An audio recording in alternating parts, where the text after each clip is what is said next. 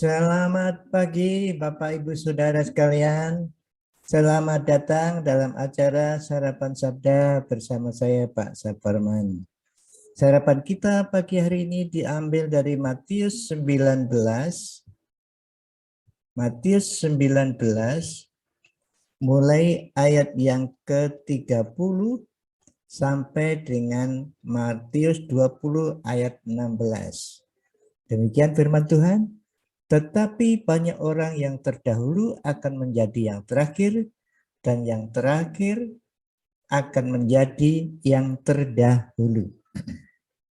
Adapun hal kerajaan surga sama seperti seorang tuan rumah yang pagi-pagi benar keluar mencari pekerja-pekerja untuk kebun anggurnya. Setelah ia sepakat dengan pekerja-pekerja itu mengenai upah sedinar sehari, ia menyuruh mereka ke kebun anggurnya. Kira-kira pukul 9 pagi, ia keluar pula dan dilihatnya lagi orang-orang lain menganggur di pasar. Katanya kepada mereka, pergi jugalah kamu ke kebun anggurku, dan apa yang pantas akan kuberikan kepadamu. Dan mereka pun pergi. Kira-kira pukul 12 dan pukul 3 petang, ia keluar pula dan melakukan sama seperti tadi. Kira-kira pukul 5 petang ia keluar lagi dan mendapati orang-orang lain pula. Lalu katanya kepada mereka, mengapa kamu menganggur saja di sini sepanjang hari? Kata mereka kepadanya, karena tidak ada orang mengupah kami. Katanya kepada mereka, pergi jugalah kamu ke kebun anggurku. Ketika hari malam, tuan itu berkata kepada mandornya, panggillah pekerja-pekerja itu dan bayarkanlah upah mereka. Mulai dengan mereka yang masuk terakhir hingga mereka yang masuk terdahulu. Maka datanglah mereka yang mulai bekerja kira-kira pukul 5 dan mereka menerima masing-masing 1 dinar. Kemudian datanglah mereka yang masuk terdahulu, sangkanya akan mendapat lebih banyak. Tetapi mereka pun menerima masing-masing 1 dinar saja. 1 dinar juga. Ketika mereka menerimanya, mereka bersungut-sungut kepada tuan itu. Katanya, mereka yang masuk terakhir ini hanya bekerja 1 jam, dan engkau menyamakan mereka dengan kami yang sehari untuk bekerja berat dan menanggung panas terik matahari. Tetapi Tuhan menjawab seorang dari mereka, saudara, aku tidak berlaku tidak adil terhadap engkau. Bukankah kita telah sepakat sedinar sehari? Ambillah bagianmu dan pergilah. Aku mau memberikan kepada orang yang masuk terakhir sama seperti kepadamu. Tidakkah aku bebas menggunakan milikku menurut kehendak hatiku? Atau iri hatikah engkau karena aku murah hati? Demikianlah orang yang terakhir akan menjadi yang terdahulu, dan yang terdahulu akan menjadi yang terakhir. Nah, Bapak Ibu Saudara sekalian, ini ayat 30 dari pasal 19 tadi seperti ayat 16 pasal 20 sama ya. Yang terakhir menjadi terdahulu, yang terdahulu menjadi yang terakhir. Apa maksudnya itu? Ya, maksudnya ya perumpamaan tadi, ini gaya bahasa atau jenis sastra yang disebut inklusio. Dimulai, ditutup dengan pengertian yang sama. Jadi, di dalam ayat-ayat ini tadi, pekerja pertama itu ada kesepakatan dibayar 1 dinar sehari. Sedangkan yang bekerja mulai jam 9, jam 12, jam 3, jam 5, itu tidak ada kesepakatan. Dan tuan ini, perlu dicatat di sini, tuan yang mempunyai kebun anggur itu adalah yang memiliki. Jadi ia berbuat sekehendak hatinya atas miliknya sendiri. Tidak bisa diganggu gugat, miliknya sendiri, mau diberikan kepada siapapun tidak masalah karena itu miliknya sendiri. Itu yang pertama. Yang kedua,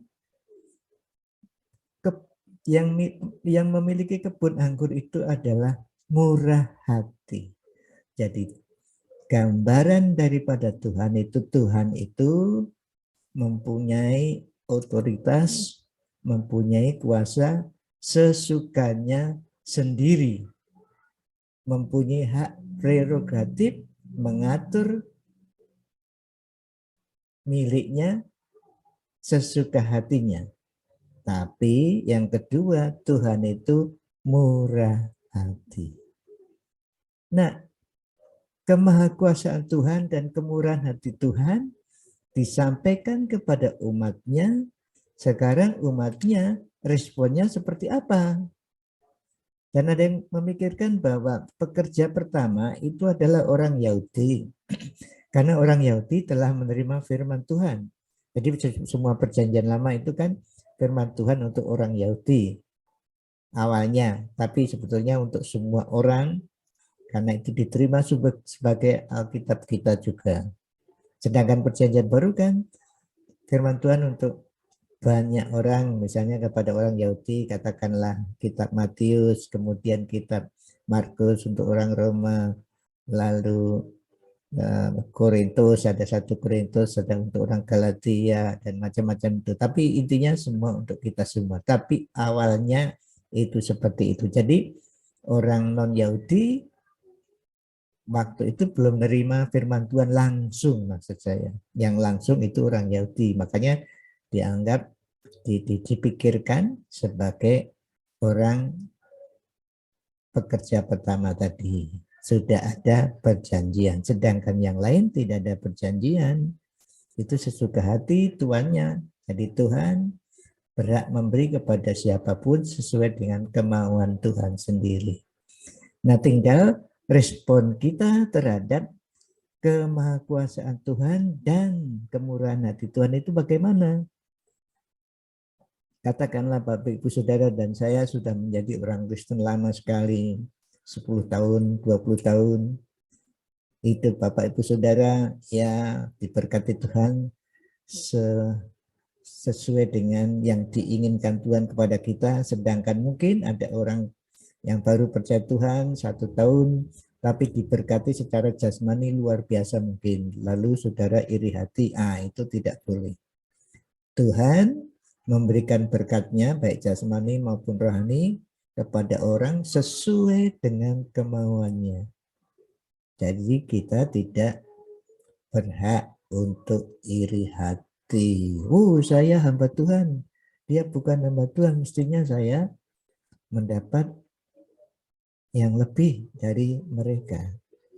Nah, memang ada pengalaman seperti ini, teman-teman saya itu melayani Tuhan lama sekali, tiba-tiba sakit. Respon yang pertama, dia marah sama Tuhan. Saya sudah melayani bertahun-tahun, mengapa Tuhan memberikan saya penyakit semacam ini? Tidak mengerti. Rupanya pelayanan itu minta upah ya. Tetapi oke, ini pengalaman orang lain. Saya harap Bapak Ibu Saudara dan saya tidak seperti itu. Terima apa yang diberikan kepada Tuhan kepada kita dan syukuri juga pemberian Tuhan kepada orang lain. Tidak usah iri hati. Setiap orang dikaruniai Allah sesuai dengan kerelaan Allah. Patut kita syukuri. Maaf, dilarang keras iri hati. Mari kita berdoa. Tuhan, terima kasih atas karunia berkat-Mu untuk kami semua, bahkan berkat-Mu untuk saudara-saudara kami yang lain yang Tuhan beri karunia yang berbeda dengan kami. Kami bersyukur oleh karena Tuhan mengaruniakan kepada kami baik kemauan, baik kerelaan, kemurahan, kebaikan, kesempatan untuk melayani. Terima kasih Tuhan atas karunia-Mu atas diri kami. Dan terima kasih pula untuk karunia yang Tuhan berikan kepada saudara-saudara kami yang lain. Terima kasih Tuhan. Terima kasih. Biarlah kami mohon Tuhan ajari terus bersyukur atas berkat kami dan berkat yang Tuhan berikan kepada orang lain. Sehingga hidup kami penuh dengan syukur dan nama-Mu dimuliakan. Terima kasih dalam nama Tuhan Yesus. Amin. Selamat beraktivitas. COVID-19 belum selesai. Mari kita jaga prokes, pakai masker, jaga jarak, jauhi kerumunan, sering cuci tangan, dan kurangi kegiatan. Kalau tidak penting, tidak usah pergi, di rumah saja. Tuhan Yesus memberkati Bapak, Ibu, Saudara, dan saya. Amin.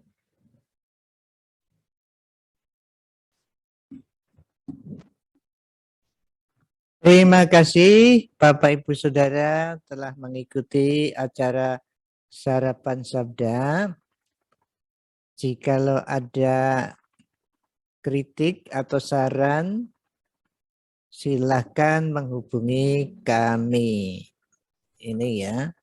Jadi kalau ibu-ibu punya kritik supaya acara kita lebih baik lagi atau ingin kontak, silakan hubungi kami dengan WA Saparman 0818979114 atau kirim email saparman2021@gmail.com.